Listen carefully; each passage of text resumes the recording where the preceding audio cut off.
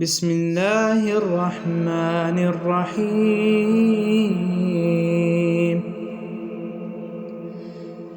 هل أتى على الإنسان حين من الدهر لم يكن شيئا مذكورا إنا خلقنا الإنسان من نطفة أمشاج نبتليه فجعلناه سميعا بصيرا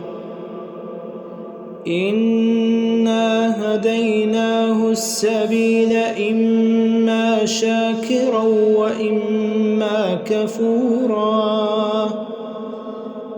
إنا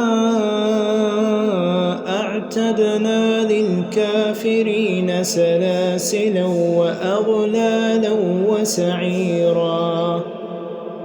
إن الأبرار يشربون من كأس كان مزاجها كافورا عينا يشرب بها عباد الله يفجرونها تفجيرا يوفون بالنذر ويخافون يوما كان شره مستطيرا ويطعمون الطعام على حبه مسكينا ويتيما وأسيرا إنما نطعمكم لوجه الله لا نريد منكم جزاء ولا شكورا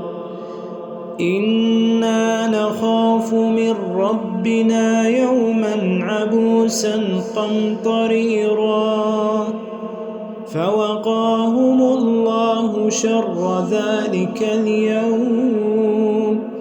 ولقاهم نضرة وسرورا وجزاهم بما صبروا جنة وحريرا متكئين فيها على الأرائك لا يرون فيها شمسا ولا زمهريرا ودانية عليهم ظلالها وذللت قطوفها تذليلا ويطاف عليهم بآنية من فضة وأكواب كانت قواريرا من فضة قدروها تقديرا ويسقون فيها كأسا كان مزاجها زنجبيلا عينا فيها تسمى سلسبيلا ويطوف عليهم ولدان مخلدون إذا رأيتهم حسبتهم لؤلؤا منثورا وإذا رأيت ثم رأيت نعيما وملكا كبيرا عاليهم ثياب سندس خضر وإستبرق وحلوا أساور من فضة وسقاهم ربهم شرابا طهورا إن هذا كان لكم جزاء وكان سعيكم مشكورا إنا نحن نزلنا عليك القرآن تنزيلا فاصبر لحكم ربك ولا تطع منهم آثما أو كفورا واذكر اسم ربك بكرة وأصيلا ومن الليل فاسجد له وسبحه ليلا طويلا إن هؤلاء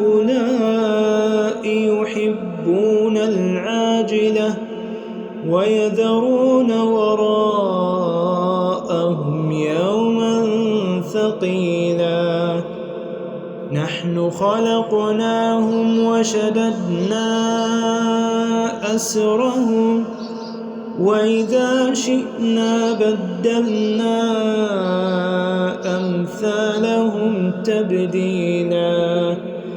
إن هذه تذكرة فمن شاء اتخذ إلى ربه سبيلا وما تشاءون إلا أن يشاء الله إن الله كان عليما حكيما يدخل من يشاء في رحمته والظالمين أعد لهم عذابا أليما.